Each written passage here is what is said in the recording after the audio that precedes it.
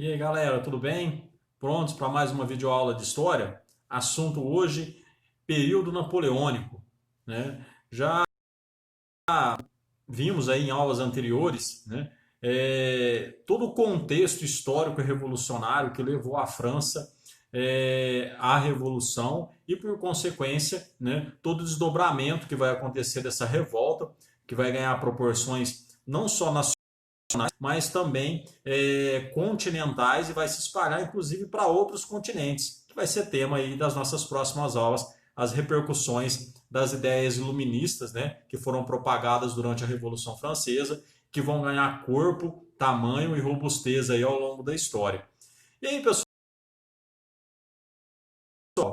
francesa, uma revolução burguesa, uma revolução que vai convulsionar a sociedade, afinal de contas, ela vai dar voz, ela vai dar direito, ela vai ao poder uma classe que até então era deixada de lado. Ou seja, ela vai quebrar, né, os paradigmas, os moldes, os modelos de comportamento, conduta e atos políticos que até então eram vigentes e eram levados adiante tanto pelo clero como pela nobreza. Né? Então, tanto o clero como a nobreza vão perder espaço nesse novo cenário. E aí muitos vão perder a vida durante o processo revolucionário.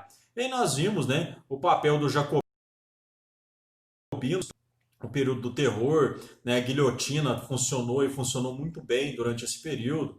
Rei, rainha foram guilhotinados, né? Nobres, padres, todos aqueles que se opunham aí ao partido jacobino, né? E aí nós vamos ver a queda do reinado, né? A queda do antigo regime, vai levar a França, né? É o que nós vai ficar conhecido na história como período napoleônico, ou seja, o período em que o Napoleão vai ascender ao poder na França, tá? E aí, pessoal, antes do Napoleão chegar, o contexto pós-revolução é a formação do diretório, né? Um governo de 5 diretores após ali a queda dos jacobinos, né? Eles acabam sendo vítimas das próprias perseguições, muitos deles vão acabar sendo guilhotinados também, né? E aí uma série de crises, né, vão suceder durante esse período. Então vai ser um período muito tumultuado, afinal de contas, havia se cortado a cabeça do rei, né, e a França estava meio que um corpo acéfalo, né, um corpo sem comando, um corpo sem cabeça. E aí as várias vertentes de partidos, de interesses, né, vão tentar pleitear algo mais, pleitear aí uma vaga no poder. Né? Em 1796, né, os sans-culottes e alguns jacobinos vão colocar em prática uma conspiração. Né? Antes disso, já havia sido proclamada uma república dos proprietários, né, que havia aí com várias tentativas de golpes monarquistas, né, os jacobinos novamente. Tanto é que em 1797, uma grave crise financeira, né, vinda aí de todo o período da realeza, em que muito se consumia, nada se produzia, só se gastava, né?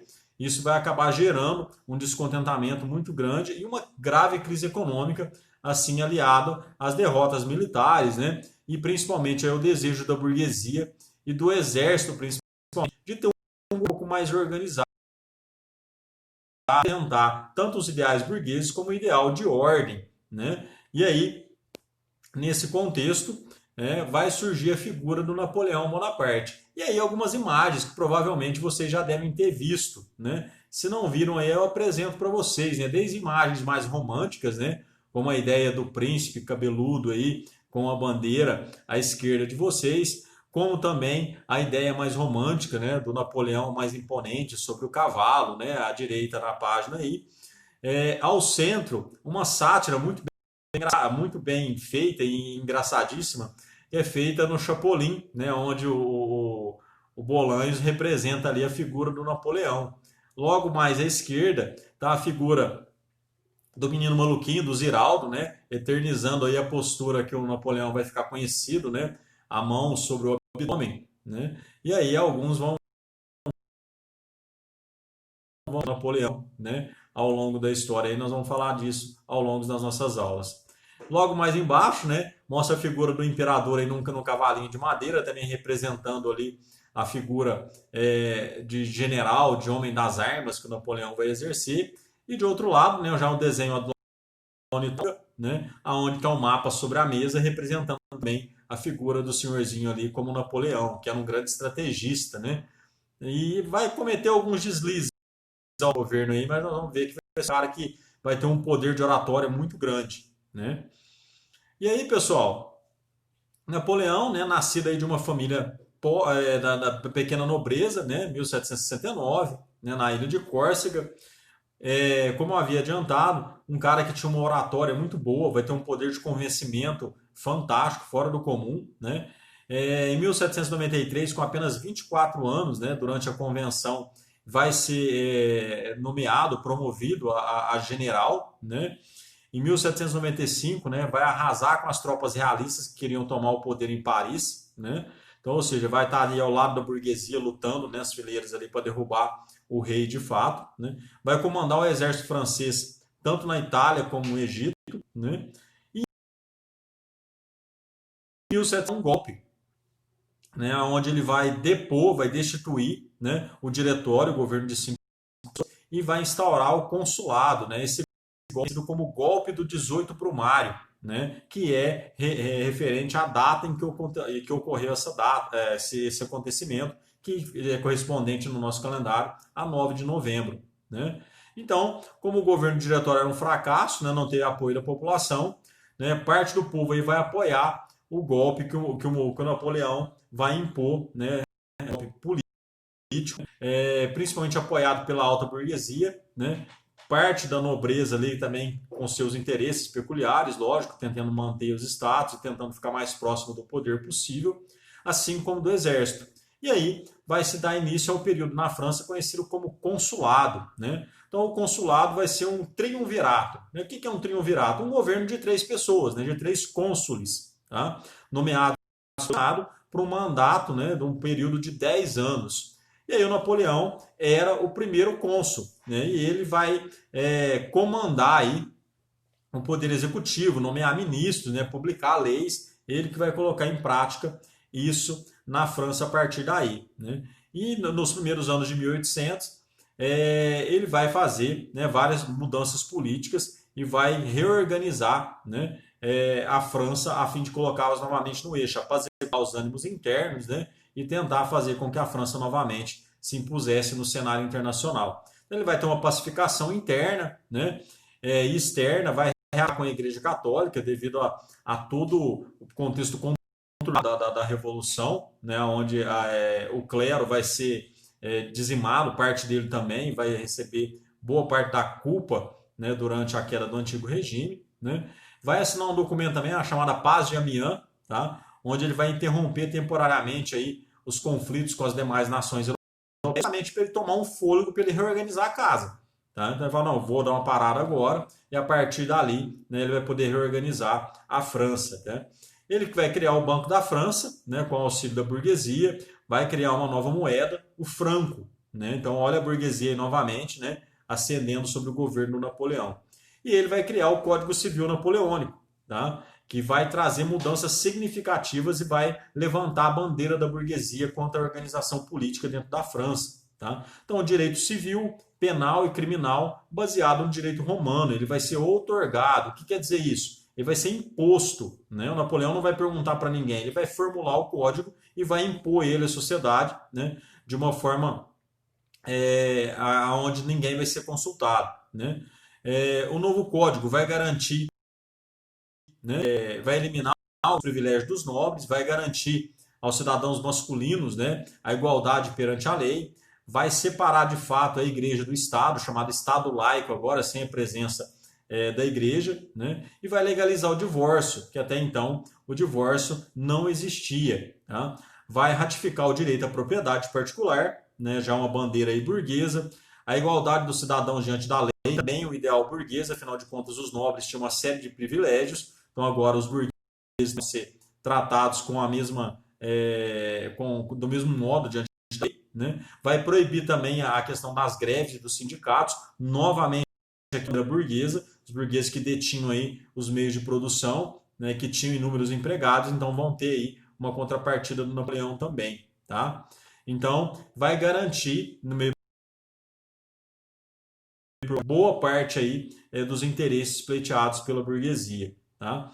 Ele vai pôr fim ao conselho, né, de casamento, né, de matrimônio, substituindo ele pelo contrato de casamento, contrato civil como é feito hoje. Né? Então nós vamos perceber que justamente a partir não apenas um sacramento, algo religioso. Tá? Concretizar, né, de uma forma a separar e a submeter uma determinada ordem o poder dentro da França, né, principalmente aí, inspirado pelas ideias iluministas, né, um governo sido pela razão e não apenas pela ideia absolutista e também pelo viés religioso. Tá? E aí, pessoal, no contexto político, né, ele vai haver uma perseguição aí a todos aqueles que defendiam a monarquia, tá? Também aos jacobinos, que eram os mais radicais, né, aqueles muito democratas. Né? Vai ter um aumento considerável do autoritarismo, ele vai exercer uma autoria, impor algumas coisas justamente para se fazer, né, valer a sua palavra. Tanto é que ele vai ser nomeado imperador do Senado. Então observe que ele é aqui de um déspota esclarecido. Né? Ao mesmo tempo em que ele vai se tornar praticamente um tirano, ele também vai estar iluminado por várias ideias que vão modernizar o Estado francês, como, por exemplo, a separação com a igreja, né? A questão de dar mais voz à burguesia, principalmente a partir do comércio, né? E aí a burguesia se consolidando cada vez mais com o seu papel de destaque. E aqui nessa figura, né, mostra aí a coroação do imperador. E olha que interessante, vai ter uma próxima mostrar para vocês, detalha bem como foi feito essa coroação. Na verdade, alguns historiadores vão dizer que foi uma autocoroação. Tá? Ou seja, nessa imagem, mostra, né, na Catedral de Notre-Dame, o próprio Napoleão se comum, né, a presença da igreja ali, né, dos homens religiosos, era comum, né, um bispo ou o próprio Papa fazer a coroação do imperador. Aqui, na verdade, ele está mostrando para a igreja que quem manda na França é ele. Né, um ato bem simbólico, né, bem representativo, demonstrando que a partir desse momento a França tinha alguém que responderia por ela, né, e não seria interferência do clero a partir de então. Certo? Lutas externas vão ser travadas também, né, para concretizar de regimes absolutistas, né, e a coleção de inimigos como a Prússia, né, a Áustria e a Rússia, né, que tinham ali ainda no antigo regime as suas raízes, principalmente países aí que tinham uma monarquia muito centralizadora ainda. Né. A Inglaterra vai ser, né, o freio de mão do Império, porque afinal de contas o Napoleão queria ascender a França também do ponto de vista econômico, né, a ponto de se transformar numa potência, e vai se envolver, né, numa guerra com a Inglaterra, na Guerra dos 100 Anos, há 116 anos. Né,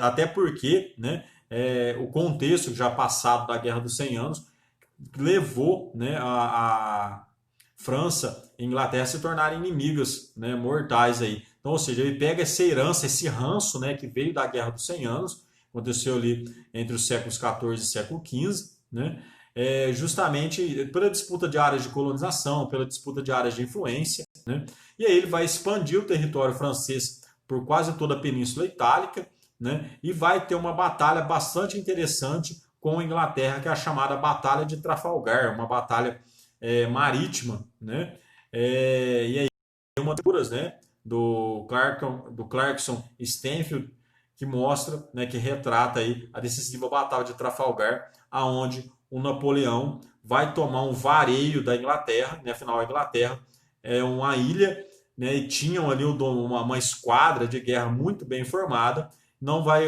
a esquadra francesa não vai fazer frente aí às forças inglesas. Né? Vai fazer com que o Napoleão tentasse derrubar a Inglaterra de um outro modo. Ele vai decretar a partir de 1806 o que vai ficar conhecido na história como bloqueio continental.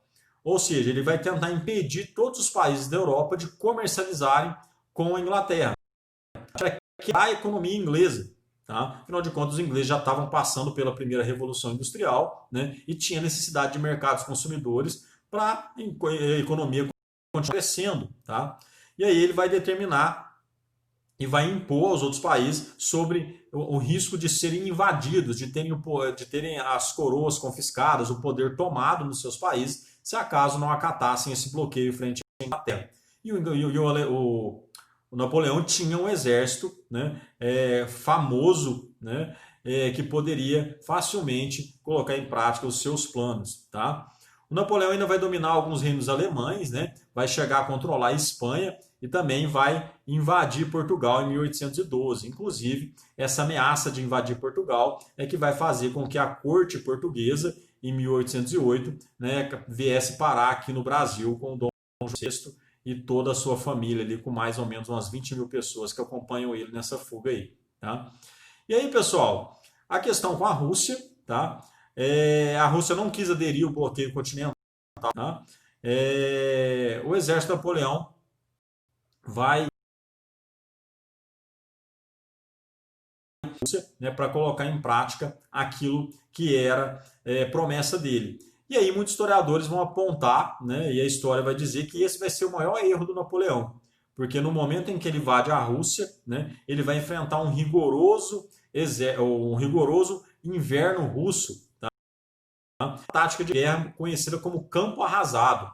Na medida em que as tropas do Napoleão avançavam, o exército russo ia recuando por interior do seu território, e ao ponto que ia recuando, iam destruindo ali as habitações, as fortalezas, né, contaminando a água potável, a ponto de que, quando estivesse no centro do território russo, né, o exército já fragilizado, né, cansado, poderia ali facilmente ser atacado, né, a ponto de que o exército do Napoleão acaba sendo reduzido apenas a 50 mil homens, ou seja, de 600 mil que marcharam, né, boa parte ali perdeu a vida nessa empreitada. E aí, pessoal, em 1813 o Napoleão é derrotado, né, na Batalha das Nações, em Leipzig, na Alemanha, né, facilitando a tomada de Paris pelo exército russo, acaba abdicando ao trono e se isola na ilha de Elba, tá? Próximo ali ao litoral italiano. Tá? E aí retoma na França a dinastia dos Bourbons com o rei Luís XVIII, tá? Retomando as terras pelo clero e também pela nobreza, gerando aí um grande descontentamento popular, voltando àquela prática do antigo regime na França. Tá? 1815, o Napoleão foge da ilha, né? E vai ter adesão de vários soldados que eram fiéis a ele, o poder de discurso, de oratória era muito evidente, tá? E ele vai acabar tomando Paris sem dar nenhum tiro, tá? O Luís XVIII acaba fugindo e aí inicia o que nós vamos chamar de governo de 100 dias, ou seja, vai ficar um breve período novamente no poder, que vai terminar com a famosa Batalha de Waterloo, em 1815, tá? Essa batalha ela vai ser tentar reaver o trono francês, né? Essa batalha vai marcar o fim da era napoleônica, né? O comandante francês Wesley Wellington vai decretar o fim aí do período napoleônico, impondo a ele uma derrota, né, durante essa batalha. Então Napoleão novamente vai abdicar do poder, né?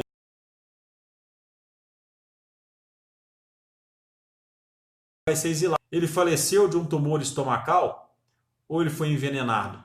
Né? Aquela pose, né, clássica do Napoleão, muitos diziam que eles sofriam de uma úlcera, de uma gastrite, de algo, né, que pudesse realmente comprometer a sua parte gastrointestinal. Só que, na verdade, né, isso não é muito preciso. E aí alguns vão dizer que provavelmente em 1821, né, ele pode ter sido também envenenado e não morto, né, por uma causa de uma doença, né, que seria um tumor estomacal. Pondo, enfim, sim, pessoal, o período napoleônico. Nas nossas próximas videoaulas, vamos falar a respeito da influência do iluminismo aqui na América, principalmente falando, né, de como essas ideias de independência, essas ideias de liberdade, de igualdade, de fraternidade, vão repercutir até além mar, além do território europeu. Certo, pessoas? Espero vocês. Abraço.